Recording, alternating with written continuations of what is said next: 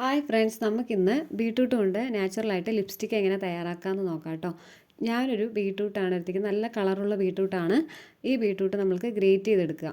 Great ചെയ്തെടുത്ത് കഴിഞ്ഞ ശേഷം അത് നമ്മൾക്ക് കുറച്ച് കുറച്ച് കയ്യിലെടുത്ത്, നമുക്ക് കയ്യിൽ ഒതുങ്ങുന്നത് കേട്ടോ, ഒരുപാട് എടുത്താലും അപ്പുറത്ത് കൂടെയൊക്കെ വീഴും. അപ്പോൾ ആവുന്നത് കയ്യിൽ കൊള്ളുന്ന രീതിയിൽ കുറച്ച് കുറച്ച് എടുത്തിട്ട് അത് നന്നായി പിഴിഞ്ഞിട്ട് അതിൻ്റെ ജ്യൂസ് എടുക്കുക. ഇത് ബീട്രൂട്ട് നല്ല നീരുള്ള ബീട്രൂട്ടാട്ടോ, നല്ല കളറുണ്ട്. നിങ്ങൾക്ക് കാണുമ്പോൾ അറിയാം നല്ല കളറുണ്ട് കേട്ടോ. ഞങ്ങൾക്കാണെങ്കിൽ എൻ്റെ കൈ ഫുള്ള് റെഡ് കളർ, ഒരു പിങ്കിഷ് നല്ല കളറായിട്ടോ, നല്ല കളറായി. അത്രയും കളറുള്ള ജ്യൂസാണ് കിട്ടുന്നത് കേട്ടോ നമുക്ക്. അപ്പോൾ ഇത് നാച്ചുറലായിട്ട് ഉണ്ടാക്കുന്ന സമയത്ത് കുട്ടികൾക്ക് തേച്ച് കൊടുക്കുകയാണെങ്കിലും പേടിക്കേണ്ടതില്ല. ഇവർ വായിൽ നക്കുകയൊക്കെ ചെയ്യില്ലേ. അപ്പോൾ എൻ്റെ ചെറിയ മോളെ തച്ചുവാണെങ്കിലും എപ്പോൾ നോക്കിയാൽ ലിപ്സ്റ്റിക്ക് വേണമെന്ന് പറയുന്ന ആളാണ്. അപ്പോൾ നമ്മളിങ്ങനെ ഉണ്ടാക്കി വെച്ച് കഴിഞ്ഞാൽ അത് നമുക്ക് ഉപയോഗിക്കുകയും ചെയ്യാമല്ലോ. ഇങ്ങനെ ഗ്രേറ്റ് ചെയ്ത് പിഴിഞ്ഞെടുത്ത ഈ വേസ്റ്റ് നമുക്ക് കളയേണ്ട കാര്യമില്ല. നമുക്കത് തോരൻ വെച്ച് ഉപയോഗിക്കാം കേട്ടോ. ഇപ്പോൾ ഇങ്ങനെ ജ്യൂസ് പിഴിഞ്ഞ് എനിക്ക് ഇത്രയും ജ്യൂസാണ് കിട്ടിയിരിക്കുന്നത്. ഇത് നമ്മൾ രണ്ട് രീതിയിലാണ് ചെയ്യാൻ പോകുന്നത്. ഒന്ന്, നമ്മൾക്ക് ഇപ്പം ഞാൻ ചെയ്യുന്നത് ഡബിൾ ബോയിലിംഗ് മെത്തേഡിലാണ്. അല്ലെങ്കിൽ വേറെ ഡയറക്റ്റ് ചെയ്യുന്ന രീതിയുണ്ട് കേട്ടോ. അത് ചെയ്യുന്നതിലും തമ്മിൽ കുറച്ച് വ്യത്യാസങ്ങളുണ്ട്. ഇതാണിപ്പോൾ നിങ്ങൾക്ക് കാണിച്ചു തരുന്നത്. ഇപ്പോൾ ഒരു പാത്രത്തിൽ കുറച്ച് വെള്ളം എടുത്തിട്ട് അത് ഗ്യാസിൽ വെച്ച് തിളപ്പിക്കുമ്പോൾ നമ്മൾ ഈ ബൗളിൽ വെച്ചിരിക്കുന്ന ഈ ജ്യൂസ് കുറച്ച് വറ്റി വരണം. അതുവരെ തിളപ്പിക്കണം കേട്ടോ.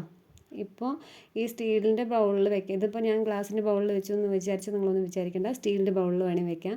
നമ്മളിപ്പോൾ ജ്യൂസ് പിഴിയാൻ വേണ്ടിയിട്ട് ഇതിൽ വെച്ചതുകൊണ്ടാണ് അങ്ങനെ. പിന്നെ ശരി, ഇതിൽ തന്നെ വെക്കാമെന്ന് വെച്ചാൽ അങ്ങനെ വെച്ചത്. സ്റ്റീലിൻ്റെ ബൗളാണെങ്കിലും കുഴപ്പമൊന്നുമില്ല. എന്തായാലും ജ്യൂസ് ഒന്ന് വറ്റി കുറുകി കിട്ടണം. കുറേ നേരം പിടിക്കുന്നുണ്ടോ, കുറേ നേരം ആവും. എന്തായാലും ഇങ്ങനെ ചെയ്യുന്ന സമയം ഒരുപാടാവും. അല്ലെങ്കിൽ ഡയറക്റ്റ് ഗ്യാസിൽ വെച്ച് ചെയ്യുകയാണെങ്കിൽ പെട്ടെന്ന് തന്നെ കഴിയും കേട്ടോ പരിപാടി. ഇങ്ങനെ നന്നായിട്ട് ഇളക്കിക്കൊണ്ടേയിരിക്കുക, തിളച്ചുകൊണ്ടിരിക്കുമ്പോൾ നന്നായി ഇളക്കിക്കൊണ്ടിരിക്കുക. അതിലേക്ക് ഞാൻ 2 സ്പൂൺ നെയ്യാണ് കേട്ടോ ചേർക്കുന്നത്. 2 സ്പൂൺ നെയ്യ് ചേർത്ത ശേഷം നന്നായിട്ട് ഇളക്കണം. നന്നായി ഇളക്കി യോജിപ്പിച്ചുകൊണ്ടേയിരിക്കുക. അപ്പോൾ ഒരു ലേറ്റായിട്ട് ഒന്ന് കുറുകും. നന്നായിട്ട് കുറുക്കാൻ നമ്മൾക്ക് സമയമുണ്ടെങ്കിൽ കുറേ നേരം കൂടി വേണമെങ്കിൽ ചെയ്യാം. പക്ഷേ ഇത് ഫ്രിഡ്ജിൽ വെക്കുന്നതുകൊണ്ട് നെയ്യ് ചേർത്തുകൊണ്ട് പെട്ടെന്ന് കട്ടയാവുകയൊക്കെ ചെയ്യും. അതുകൊണ്ട് വലിയ കുഴപ്പമില്ല. 2 സ്പൂൺ നെയ്യ് ചേർത്തിട്ട് നന്നായിട്ട് ഇളക്കി യോജിപ്പിക്കുക. യോജിപ്പിച്ച ശേഷം അതിലേക്ക് നമ്മൾക്ക് 2 തുള്ളി ഗ്ലിസറിൻ ചേർക്കാം കേട്ടോ.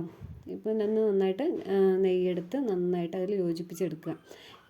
യോജിപ്പിച്ചെടുക്കുമ്പോൾ തന്നെ അത് ഒന്ന് കുറുകി ഒന്ന് സെറ്റായി കിട്ടും. എന്നിട്ട് അത് നമുക്ക് ആറാനായിട്ട് മാറ്റി വയ്ക്കാം.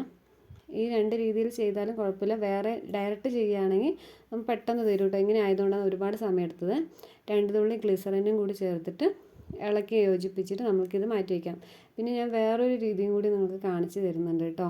അത് പറഞ്ഞാൽ ഞാൻ കുറച്ച് ജ്യൂസ് മാറ്റി വെച്ചിട്ടുണ്ടായിരുന്നു. അതിലേക്ക് കുറച്ച് വാസലിൻ കൂടി ചേർത്തിട്ട് നന്നായി യോജിപ്പിച്ചെടുക്കുന്നുണ്ട്. വാസലിൻ ചേർത്ത് നമ്മൾ ചെറിയ കുട്ടികൾക്ക് തേച്ച് കൊടുക്കില്ല. നമ്മൾ വലിയ കുട്ടികളുണ്ട്, അവർക്ക് ഒന്ന് തേക്കാമെന്ന് വെച്ചിട്ടാണ് അങ്ങനെ ചെയ്തത്.